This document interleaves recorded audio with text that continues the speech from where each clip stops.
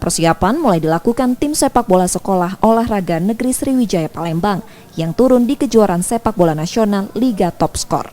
Saat ini, tim Sons sedang mencari kerangka tim yang akan diturunkan di Kejurnas yang akan digelar pertengahan Oktober mendatang. Pelatih tim Sons Palembang, Fauzi Toldo menerangkan, mereka lebih banyak mengagendakan uji coba dengan tim lokal Sumsel dan timnas Kemenpora. Waktu persiapan yang minim tak menurunkan target juara tim Sons Palembang. Karena kita akan uji coba dengan pemain timnas Kemenpora di Bandung, itu yang dilatih oleh Rocky Putirai. Jadi kita tinggal menunggu surat dari beliau. Karena sementara lisan beliau sudah tertarik dengan tim Son untuk uji coba dengan mereka. Jadi jelas target kita juara.